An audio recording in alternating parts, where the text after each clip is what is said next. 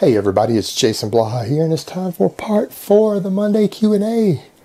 So let's do it. Why did you not choose weighted chins as 5x5 for your novice program? So why did I choose the barbell rows over them? Because barbell rows are basic. They require less starting strength. Anybody can find a bar light enough they can row. If they can't row a full bar, they can do a curl bar. And the barbell row is a better overall mass developer, not just a better lat and bicep developer. I'm trying to put a lot of meat on people. Now, the other thing is, if you check the program, I do have chin-ups in there if you're strong enough to do them in place of one of the days of barbell curls. You got to actually listen to the video, don't just read the program. If you don't listen to the video, don't blame me if you miss something. So, that being said, why aren't the weighted chin-ups in there?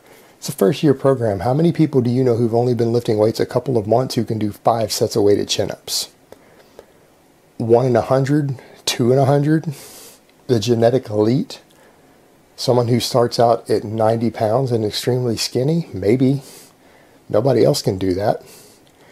The average untrained person will struggle to get 1 to 3 unweighted chin-ups. So how am I going to put 5 sets of 5 on weighted chin-ups in a program like that? They won't even be able to do 25 total reps on unweighted chin-ups. It's just not viable. And it's nothing against the weighted chin-up. I think the weighted chin-up is an amazingly excellent exercise. Isn't appropriate in this context for obvious programming and resistance reasons. Alright, next question. Thoughts on Candito's 6-week program after hitting the numbers on your novice program? Well, it depends. If you're wanting to get more into strength sports or powerlifting, let's look at Candito's track record. Got many years as an athlete. He does work as a coach. He has an elite total. His elite total, he competes IPF. Johnny says he's drug free. I have no reason to doubt him. His total is elite for even a enhanced lifter. So he clearly knows what the hell he's doing. Obviously he has good genetics also, but he clearly knows what he's doing. And tons of people are reporting success on his program. What more do you really need? You've got an experienced coach who knows what the hell he's doing, both in himself and in others. People are running the program.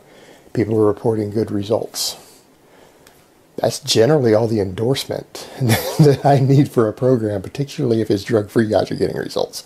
So it's certainly viable. I've looked over the program. I don't see any major flaws in it. I don't see any reason why it couldn't work. So yeah, after you finish up the novice program, if you want to run it, we can add it to the list of programs I would endorse. No problem there.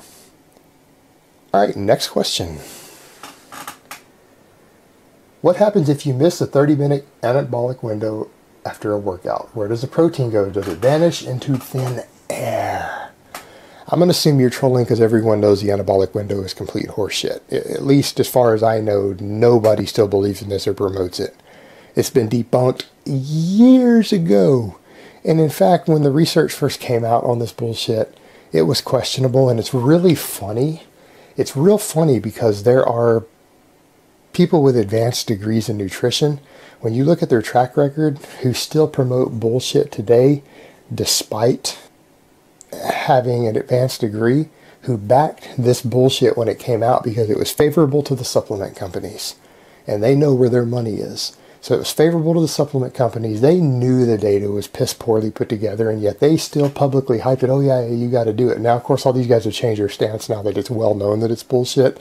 But it's really interesting how those things go. And if you look at the track records of a lot of these experts out there, you'd be surprised how many of them just 5 or 6 years ago, in spite of their education, were promoting this bullshit, even though anybody could look at the research and say, wait a minute, this isn't applicable to the real world. And now we know it isn't, because it's been double checked. This stuff's bullshit. The anabolic window is like 12 hours long. It's not 30 minutes. Now, what happens to protein? Well, any protein that you don't use for building muscle or structural repair or for some sort of metabolic function, your body either oxidizes off immediately as a fuel source, or it converts it into glucose, and it either stores that glucose as glycogen in the liver, or it burns that glucose off as fuel. That's what happens to protein you don't use. Alright guys, that's really all I have to say on that today. I hope it has been informative, and I will talk to you guys next time in part 4.